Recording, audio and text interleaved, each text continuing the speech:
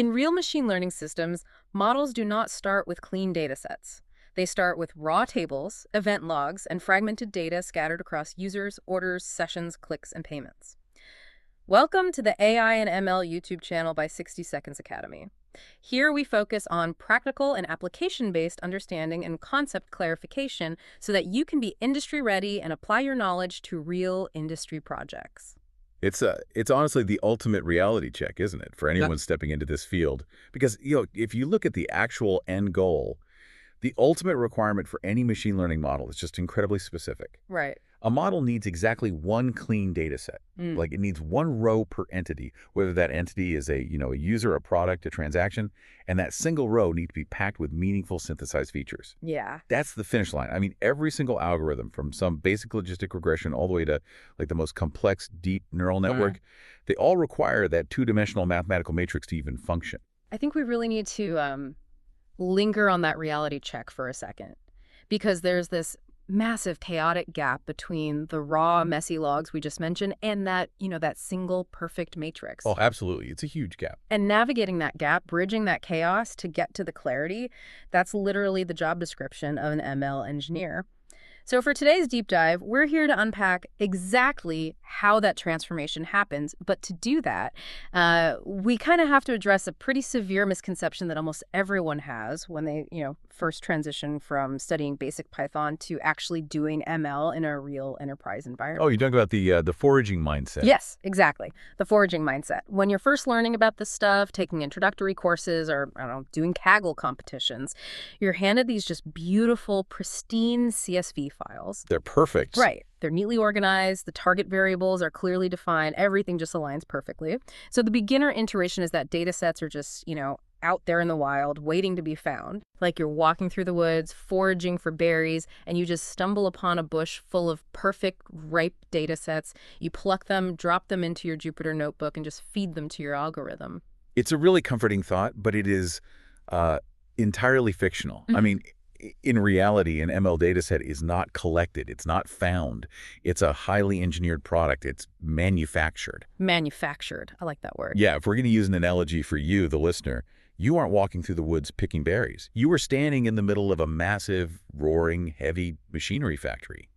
The raw data, those fragmented clicks, the messy event logs, all that chaotic payment history that is just the raw iron ore being dumped onto the loading dock. Just a giant pile of dirt and rocks. Exactly. It is completely unusable in its current state. And if you just try to shove that raw iron ore directly into a machine learning algorithm, the engine just seizes up immediately, right? Instantly. Yeah. The algorithms expect a highly refined product. So if the raw data is the iron ore on the loading dock, how does it actually make its way through this factory? I think we need to map out the factory floor for you so you can really visualize the overarching architecture we're going to be, tearing apart today. Right. So the assembly line has a very distinct linear flow to it.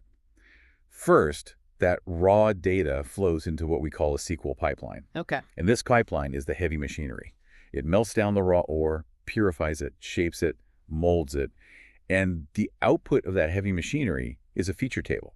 That feature table is the refined product. It's the mathematical matrix we talked about. And once we have that feature table, that perfect matrix, we just hand it off. Correct. That refined product is then fed into Python. So Python acts as the delivery mechanism and the orchestration layer that actually powers the model. God. And ultimately, the model processes that refined data to produce the final output, which is a prediction. So the flow is invariable, really, raw data into the SQL pipeline, which outputs the feature table, which is ingested by Python, which trains the model, which yields the prediction.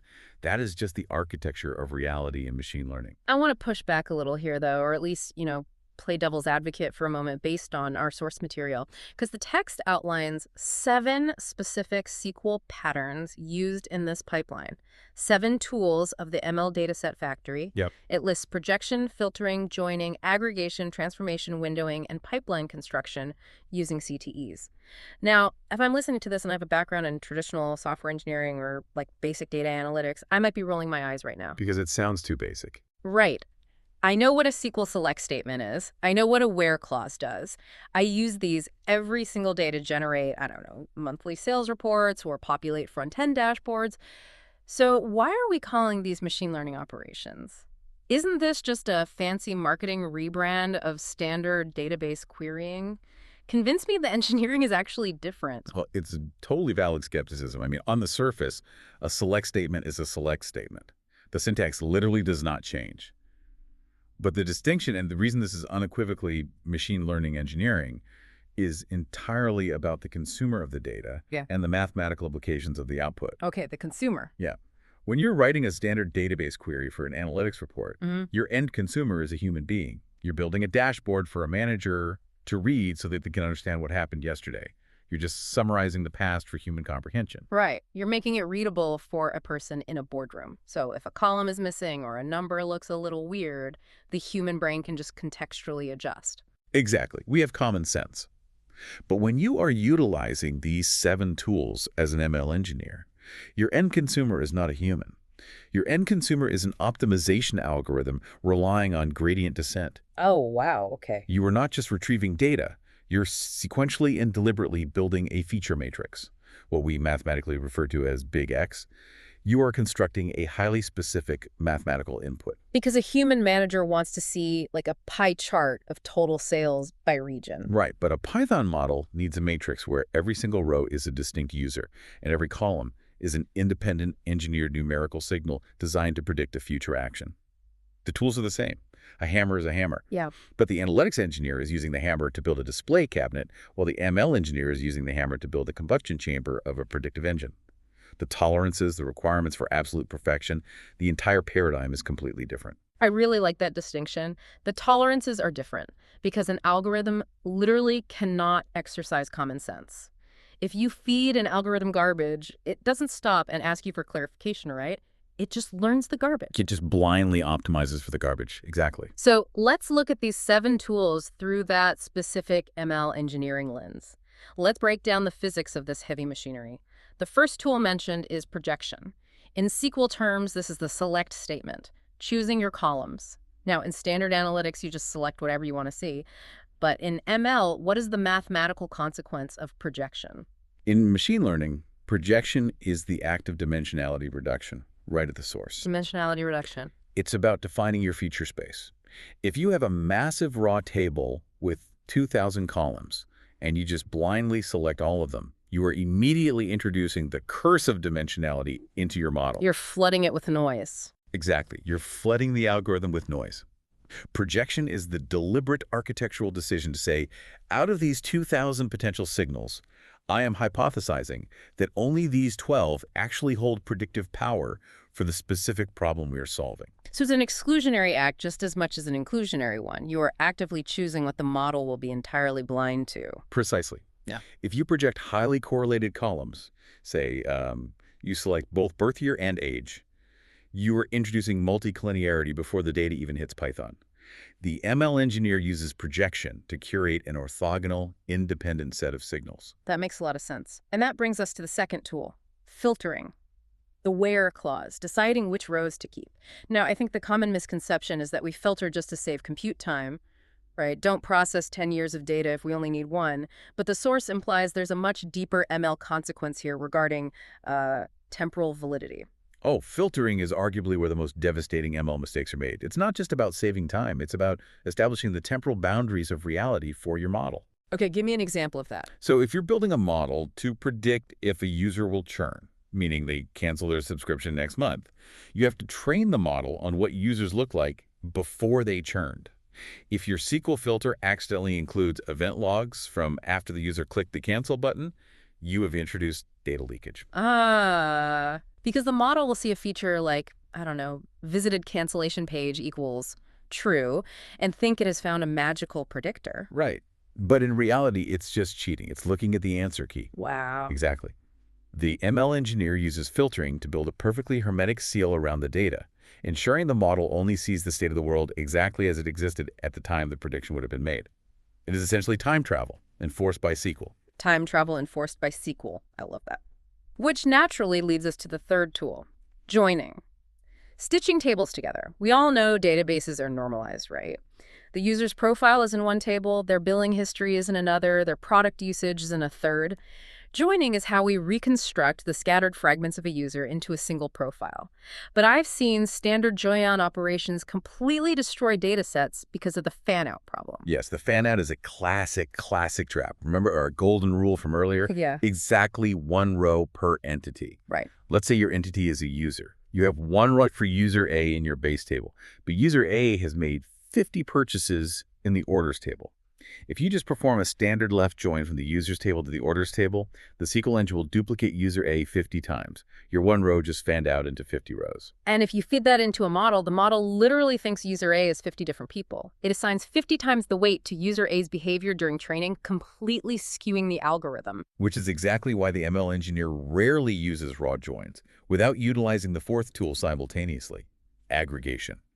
The 0 UP by Y statement. Ah, okay. Before you join that sprawling orders table to your base user table, you must aggregate the orders.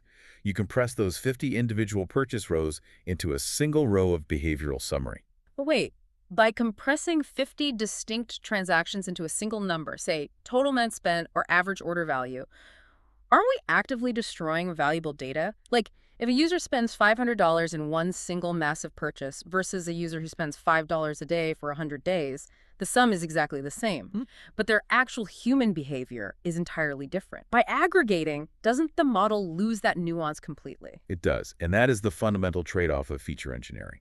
You are constantly trading variance for signal. Trading variance for signal. Yes, you lose the microscopic granularity of the exact timestamp of every $5 purchase. But raw variance is incredible. Okay. And if you need to capture the frequency, you don't just sum the amount, you also engineer a new feature called, say, purchase frequency days or variance order size. You use aggregation to mathematically define the specific behavioral vectors you actually care about rather than just hoping the model figures it out from the raw noise. I see. So you're intentionally shaping the data to highlight the patterns you suspect are important, which perfectly describes the fifth tool, I think. Transformation, case statements, casting data types, mathematical operations on columns. If aggregation compresses rows, transformation mutates columns. Exactly. Transformation is where you translate raw facts into a language the algorithm can effortlessly digest. Algorithms really love linear relationships and clear boundaries, but human data is rarely linear. Give me an analogy for that. Sure. Think about a column for the number of website visits. The psychological difference between 0 visits and 1 visit is massive. It's the difference between completely ignoring you and actively engaging with you.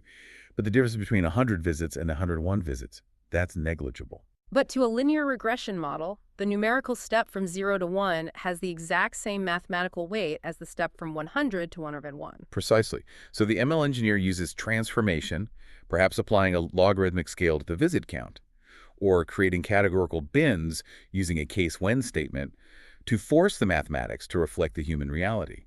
You are creating nonlinear feature mappings directly in the SQL pipeline, so the model doesn't have to waste training cycles trying to approximate those curves itself. That is fascinating. You are literally doing the math for the model before the model even boots up. Now, the sixth tool is one that I know trips up a lot of people: window functions. Over partition by. The source material calls this adding time intelligence. Why are window functions so critical for ML datasets compared to standard aggregations? Standard aggregation looks at the totality of a data set and just collapses it down. A window function allows you to look at the moving picture. It allows you to calculate temporal derivatives like the velocity and acceleration of user behavior. Velocity of user behavior, what does that even mean in a database? Imagine you're predicting credit card fraud. Standard aggregation might just tell you that a user typically spends $1,000 a month. That's static. But a window function allows you to calculate a moving average over a very tight time frame, say a rolling 3-hour window, and compare it directly to a rolling 30-day window. Oh, I see. If the 3-hour window suddenly spikes to 400% of the 30-day baseline, you have just calculated a velocity anomaly. You engineered a feature that explicitly measures a sudden change in state. Window functions let you preserve the sequence and timing of events while still outputting that rigid one row per entity format. Because the fraud model doesn't care about the total amount spent over a lifetime. It cares about the delta. It cares about that sudden deviation from the norm. Exactly. And finally, the seventh tool is the pipeline itself. System design using CTE's common table expressions. A pipeline is simply a directed acyclic graph, a DAG. It is the architectural blueprint. If you have projection, filtering, joining, and aggregating all mashed into one giant nested subquery, It is impossible to debug, impossible to test, and guaranteed to fail silently at some point. Yeah, nobody wants to read a 1,000-line nested query. It's a nightmare. CTEs allow you to isolate each step of the manufacturing process. Step 1, define the base. Step 2, filter the events. Step 3, aggregate the events. Step 4, join them. It enforces logical, sequential execution, which is just mandatory for production reliability. I think we have successfully proven that while the SQL syntax might look familiar, the intent and the structural rigor are on a completely different level here. We're really building an engine, so let's actually build one. Let's do it. Let's walk through the exact 5-step blueprint provided in the source material. We're going to take raw chaos and manufacture a perfect feature matrix for you, the listener. And we'll construct it step by step using that pipeline concept, those CTEs, to maintain our architectural sanity. Step 1, define the base population. In our SQL blueprint, we start with a CTE named base users. We are querying the raw users table, and we use projections to select just 3 columns: user, age, and country. Why is this always step 1? Why can't we just start grabbing behavioral data right away? Because you cannot build a house without pouring the foundation first. This first step is the anchor. It enforces the ultimate requirement we talked about, exactly 1 row per entity. Okay. By querying the primary users table and pulling distinct userids, we are locking down the exact dimensions of our final feature matrix. If there are 100,000 unique users in that base user CTE, we are guaranteeing that our final matrix fed into Python will have exactly 100,000 rows. Every single piece of data we process from this moment forward must be rigidly attached to one of those specific IDs. What happens if you screw this up? Like, what if the users table has duplicates because of some upstream system glitch? If your foundation is compromised, the entire pipeline collapses. If user 123 appears twice in your base user's CTE, then every subsequent join will attach their behavioral data twice. When you feed that matrix into the model sees user 123 2 times. It will mathematically overweight that user's behavior during training. It skews the gradient descent. You're quite literally training the model on a hallucinated reality. Exactly. Defining a perfectly unique base population is the most critical quality control check in the entire factory. Okay, foundation poured. We have our list of unique people. Step 2, filter relevant events. Now we need to look at what these people are actually doing. We introduce a second CTE called recent orders. We look at the massive sprawling orders table, which might contain, 10 years of history, but we apply our filter. We write where order date is greater than or equal to 2024 year 1, era 1. We are actively throwing away everything before 2024. Why? Isn't more data always better for machine learning? That is a very dangerous myth. More relevant data is better. Old data can actually be highly toxic due to a phenomenon called concept drift. Concept drift. Yeah. Human behavior is not static. Macroeconomic conditions change, product interfaces change, global pandemics happen. If you're training a model to predict what a customer will buy next week, their purchasing habits from 5 years ago are likely governed by a completely different set of underlying rules. So if you feed the model data from 2019, it's trying to learn the behavioral patterns of a world that literally does not exist anymore. Precisely. You're forcing the algorithm to find a compromise between who the user was 5 years ago and who they are today. The resulting model will be mediocre at predicting both. By filtering for only recent events, you establish the temporal relevance of your training set. You ensure the model learns the current physics of your business, not historical artifacts. That makes perfect sense. Time bounding is quality control. So we have our unique users, and we have a filtered pool of their recent actions. Step 3 is aggregate behavior. We create a CTE named user aggregation. We're going to look at those recent orders, group them by userid, and calculate 2 metrics. We count the number of orders, calling it orders last 30'd, and we sum up the amount spent, calling it total spent last 30'd. This is the compression we discussed earlier. We are solving the fan-out problem before it even happens. In the raw orders table, a highly active user might have 30 separate rows for 30 separate purchases over the last month. And we absolutely cannot feed 30 rows for one user into the model. Right. So we use aggregation to mathematically collapse that multi-row history into a 2-dimensional summary. We extract the core signal's frequency and monetary value and append them to a single user ID. We've maintained our architectural rule. Multiple rows of raw behavior have been successfully compressed into a single row of insight. Nice. Now, step 4. Transform into signals. This is where we do the math for the model. We create a CTE called transformed features. We take that total spent last 30 number we just aggregated, and we apply a SQL case when statement. The logic is, Case 1 total spent is greater than 2,000, then 1 else C0 end as high value flag. We just created a brand new column. Yes, and notice how we shift here from just moving data around to actively synthesizing meaning. Machine learning models are incredible at finding mathematical correlations, but they're completely devoid of business context. A neural network doesn't intrinsically know what a lot of money means for your specific company. It just sees the integer 2000. And if your company sells luxury watches, 2,000 might be a tiny order. But if you sell office supplies, 2,000 is a massive corporate account. Exactly. By explicitly engineering a high-value flag, we're providing the model with a massive shortcut. We are mathematically encoding human business intuition into a binary signal. We're drawing a line in the sand and saying, this threshold is economically significant to our business model. Users above this line belong in a different behavioral category than users below it. We do the categorical binning in SQL, so the model's decision trees can make an immediate clean split on that binary flag during training. But again, to play devil's advocate here, if a user spends $1,999, they get a 0. If they spend $2,001, they get a 1. They are $2 apart in reality, but mathematically, we just force them into opposite buckets. Don't we lose the nuance of those marginal differences? You do, and that is exactly why you typically feed the model both the raw continuous feature total spent last 30 and the engineered categorical feature high-value flag. You let the algorithm decide which representation is more predictive. Feature engineering is all about providing the algorithm with multiple perspectives on the exact same underlying truth. Provide the raw number and the business context, and let gradient descent figure out which one matters more. I love that. Yeah. Finally, step 5, feature assembly. The final select statement that brings it all together.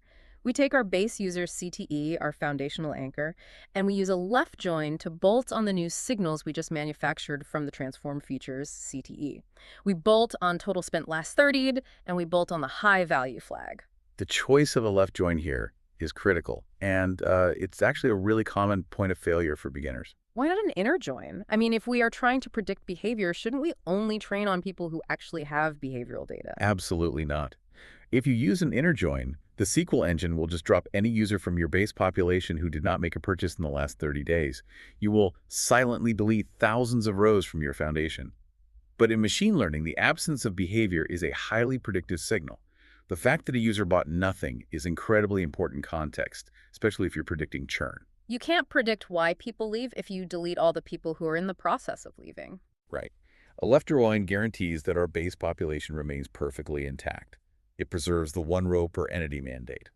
But it does introduce a new mathematical problem that the ML engineer must handle: nulls. Because if the user didn't buy anything, the total spent column for that row won't be 0. It will just be NELL. And if you pass a literal NELA, not a number value, into a Python mathematical model, the matrix multiplication will literally fail. Right. The weights will explode or the model will simply crash. An ML engineer must use SQL functions like colsc during this final assembly step to explicitly impute those nulls.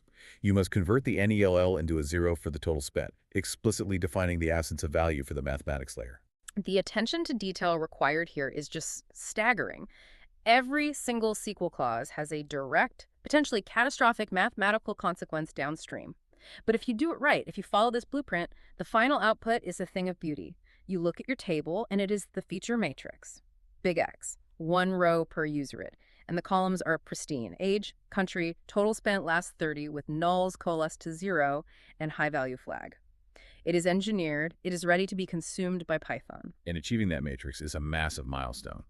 But it forces us to step back from the code for a minute and look at the philosophy of what we just did. Right. We have the matrix, but why did we build it this way? Why did we choose age? Why 30 days of spending instead of 60? Why a threshold of $2,000? This brings us to a really profound concept outlined in the source text: the ML engineering mindset. The idea that every single feature we just built is actually a hypothesis. This is where engineering merges with the scientific method. When you write the SQL to create a feature, you are not just writing code to move data from point A to point B. You are formally declaring a scientific hypothesis about human behavior. Explain that to me, because if I'm looking at the column we built, total spent last 30, what hypothesis am I actually testing? It just looks like a fact. The fact is the number itself. The hypothesis is the inclusion of that number in the training set. When you engineer that column, you are hypothesizing that recent spending momentum is a reliable predictor of a future outcome. You're making a bet that a customer's financial activity over the last month holds the secret to what they will do tomorrow. If you had chosen 365 days instead of 30, you would be formulating a completely different hypothesis. You'd be betting that long-term historical loyalty is a better predictor than short-term recent momentum. And what about the high value flag? That feature represents the hypothesis that customer segmentation fundamentally dictates behavior. It hypothesizes that a customer who crosses that $2,000 threshold operates under a different set of psychological or economic rules than a customer who spends less. You're hypothesizing that the state of being high value is distinct enough that the algorithm needs a dedicated binary signal to properly model them. It's almost like being a detective. You're standing in front of one of those cork boards with the push pins and the red string. You don't just take every random receipt or a piece of trash you found on the street and pin it to the board. You pin up specific clues, a train ticket, a matchbook, a blurry photograph, because you have a hunch, a hypothesis, that these specific items are connected to the crime. Feature engineering is exactly that process. It's a combination of scientific intuition forming a hunch about what drives user behavior, with the rigorous engineering execution required to actually extract that clue from the raw data using complex SQL. It is structured guessing, tested by gradient descent. And the beauty of machine learning is that it provides an objective feedback loop for your hypotheses. The model will ultimately tell you if your intuition was right or wrong. Oh, that's true. If you engineered a brilliant feature that captures a fundamental truth about user behavior, the algorithm will assign it a massive mathematical weight during training. It will become the core of the predictive engine. But if your hypothesis was garbage, the algorithm will assign it a weight near zero, effectively ignoring it. But the algorithm cannot generate the hypotheses. You have to have the domain knowledge and the intuition to put the clue on the board in the first place. You are defining the search space for the AI, but here is where the conversation needs to take a bit of a dark turn, because this 5-step blueprint we just walked through, the scientific method we just discussed, it looks perfect on paper. The SQL is clean, the logic is sound, the hypotheses are elegant, but the source text gives us some severe warnings about what happens when this beautiful blueprint hits the messy, chaotic reality of a real enterprise company. Let's talk about the chaos. Yeah, real-world data systems are incredibly hostile environments. They're not designed for machine learning. They're designed for software applications. And the first major casualty in a hostile data environment is identity. The source refers to this as entity resolution, the identity crisis. So if our golden rule is 1 row per entity, what happens when we can't figure out who the entity actually is? In our perfect 5-step example, we assumed every action was neatly and universally tagged with a user id. In reality, digital identity is deeply fragmented across time and systems. Let's trace a standard customer journey. A human being browses your e-commerce website on their mobile phone while riding the train. They are not logged in. The front-end system tracks their behavior, but it can only tag their actions with a temporary device. Okay, so we have a matrix of behavior tied to a phone. Right. Later that evening, the same human being opens their laptop at home, still not logged in. They browse some more. The system tracks them via cookie-ID.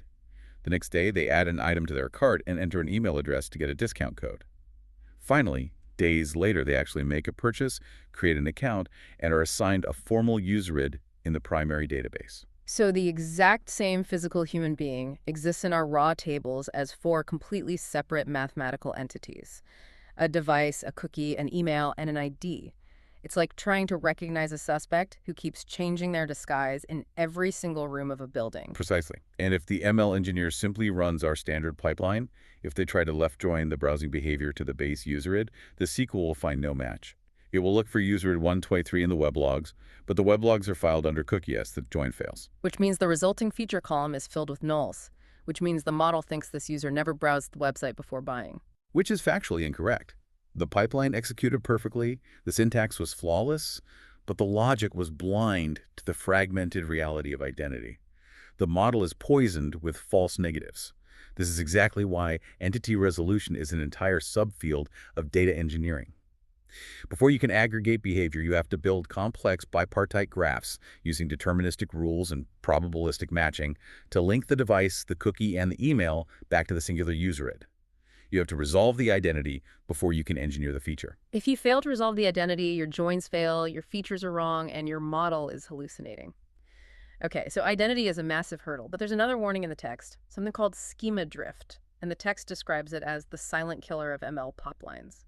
What is schema drift? Schema drift is the absolute nightmare scenario for any data professional. Hmm. It occurs when the structural foundation of your raw data, the tables your factory relies upon, is altered by upstream systems without any notification. Let's make this tangible. In step 3 of our blueprint, we aggregated the amount column from the orders table to calculate total spent last 30'd. That logic assumes the column is always named amount and it always contains a number. Right. Now imagine a software engineer on the core product team is refactoring the back-end code. They decide that amount is a vague variable name. Hmm. To improve the product code base, they execute a database migration and rename that column to order value. They push the code on a Friday night, verify the application still works, and go home. Oh no, because they have no idea that the ML dataset factory is depending on that specific column name. Monday morning at 2 a.m., your automated SQL pipeline runs. It reaches step 3. It tries to execute SUM of amount, but the amount column physically no longer exists. So the machinery jams, the pipeline crashes, and you get a massive error alert. Honestly, if you're lucky, it crashes. A hard failure is actually the best-case scenario because it forces you to fix it. But often, due to how certain data warehouses or parsing scripts handle missing schemas, it doesn't crash. It fails silently. Depending on the ingestion tool, it might just see the missing column and return NUL for every single row. And because of our co-LSC logic in step 5, those nulls get converted to zeros. Exactly. The pipeline continues to run.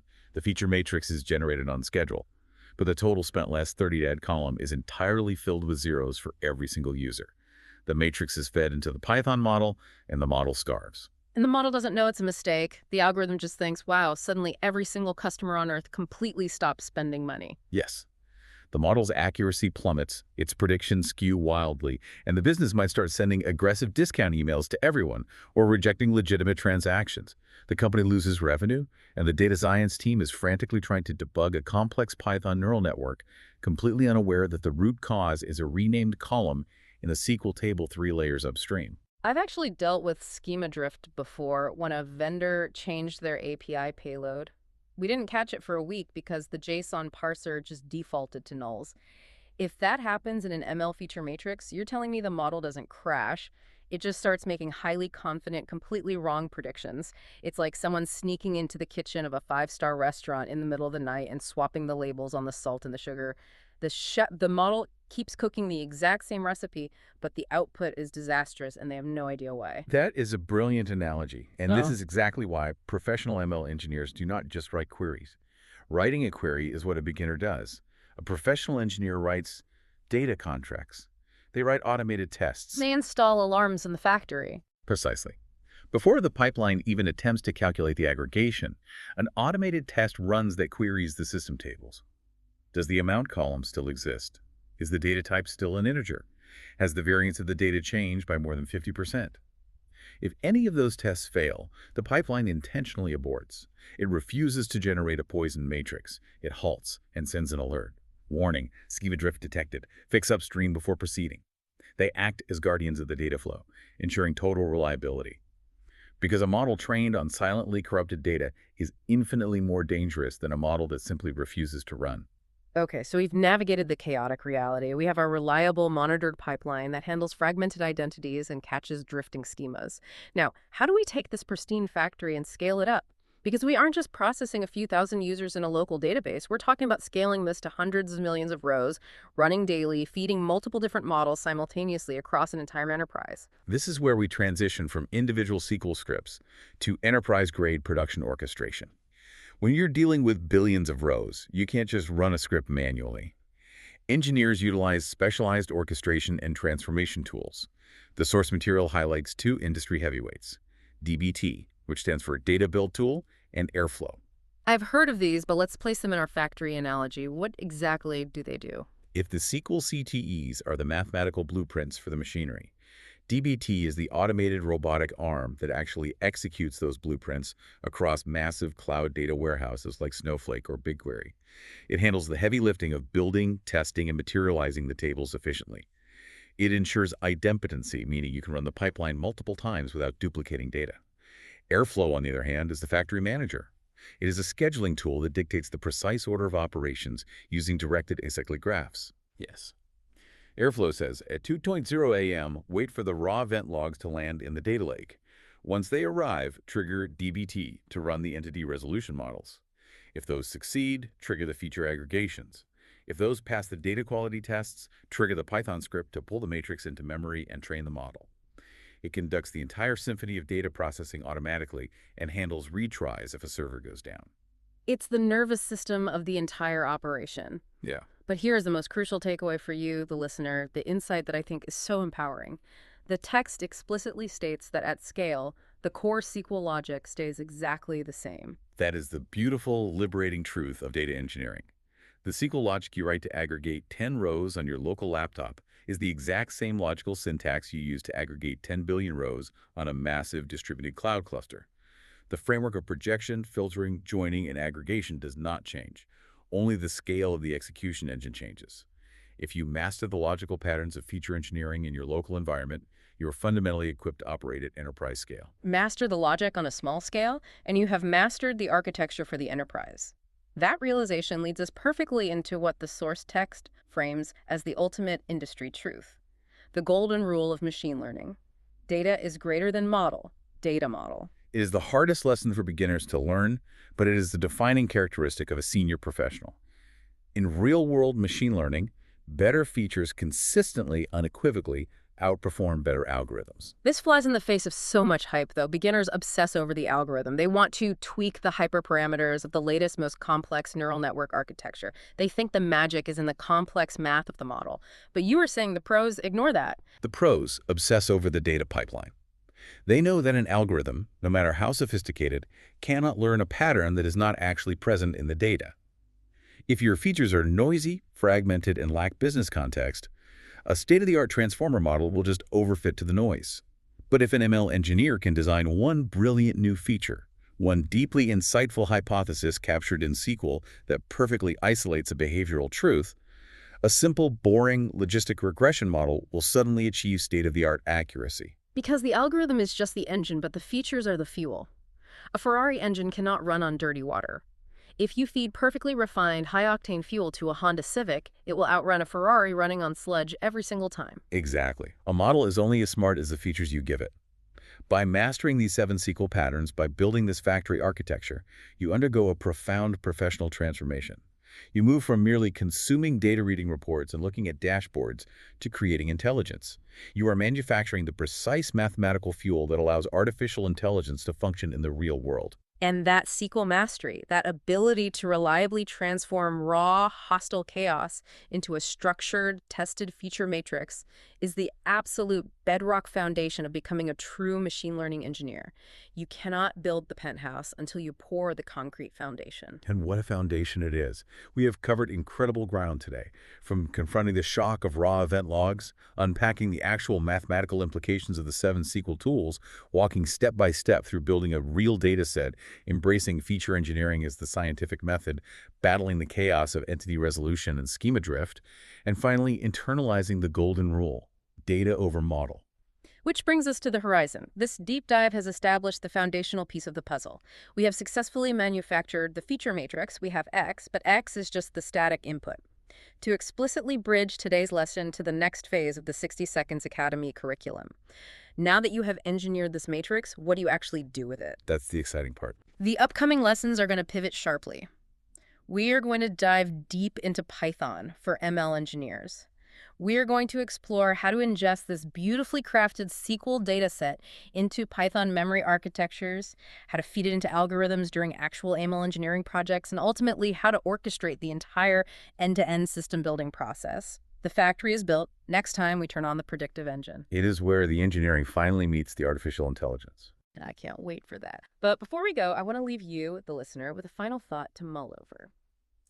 We started this deep dive talking about how real ML starts with chaotic reality, and we spent a lot of time discussing how every feature you build is a human hypothesis. You are the detective pinning clues to the board, deciding what matters. But as you prepare to feed this perfectly engineered matrix into a Python model next time, ask yourself this. What happens when the model finds a pattern in the data that completely contradicts the hypothesis you so carefully engineered? What happens when the machine looks at your clue, analyzes billions of interactions, and essentially says, "You're wrong. That's not how human behavior works at all." Are you ready to let the data prove your human intuition wrong? Until next time, keep diving deep.